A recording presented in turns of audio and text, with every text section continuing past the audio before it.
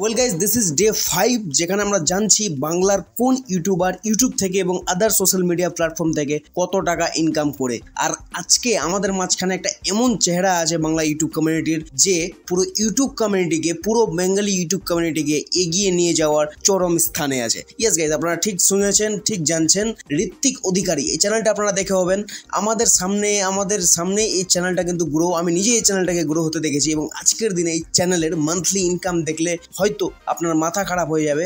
আর multiple channel run করছে, একটা না দুটো না তিনটা চ্যানেল রান করছে এবং হাই মানি ইনকাম রিলেটেড চ্যানেলে কিন্তু কন্টেন্ট বানাচ্ছে এবং খুব টাকা আর্নিং করছে। আর আজকের এই ভিডিওটা কেউ স্কিপ করবেন না, 1 সেকেন্ডের জন্য ভিডিও স্কিপ করবেন না, কারণ ভিডিও স্কিপ করলে আপনারা কিছু বুঝতে পারবেন না, ফলে ভিডিও দেখে লাভই হবে না। ঠিক আছে, ঋত্বিক অধিকারী তিনটা চ্যানেল আছে। ফার্স্ট অফ অল চ্যানেলের নাম হলো ঋত্বিক অধিকারী, যার মধ্যে রোস্টেড ভিডিওগুলো দেয়।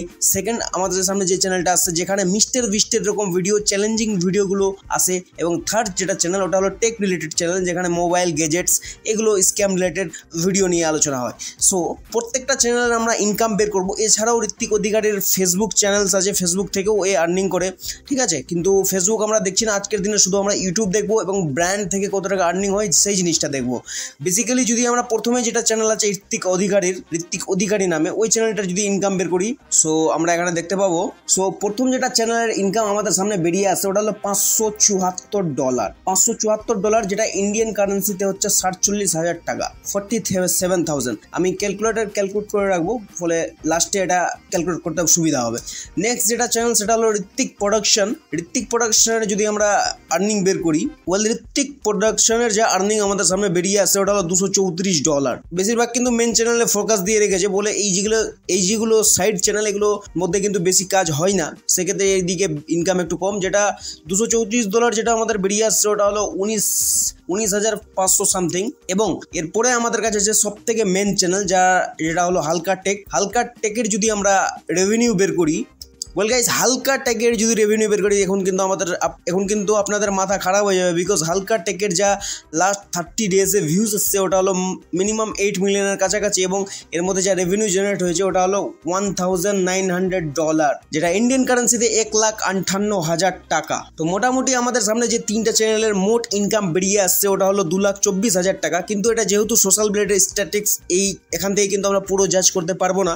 এক্ষেত্রে ইনকাম বেশি হতে পারে, কম হবে না, বেশি হবে, কারণ টেকের মধ্যে সব থেকে বেশি টাকা থাকে। এছাড়াও ঋত্বিক অধিকারীর যে ব্র্যান্ড ভ্যালু, যে পুরো বেঙ্গলি, আমি প্রথমে বললাম পুরো বেঙ্গলি কমিউনিটিকে এমন একটা চরম স্থানে নিয়ে যাচ্ছে বা নিজের রকম কাজ করছে, তার থেকে কিন্তু এর ব্র্যান্ড ভ্যালু বুঝে যায়। প্রত্যেকটা ভিডিওর মধ্যে কোয়ালিটি কন্টেন্ট থাকে, যা আমরা সবাই দেখেছি। আমি তো নিজেই বললাম যে আমি ঋত্বিক অধিকারীর শুরুর ভিডিও থেকে এন্ড পর্যন্ত আমাদের মন্ডলবাড়ি থেকে আটা চলে এসেছে একটা ভিডিও দেখেছি এবং আমি দেখেছি গ্রো হতে।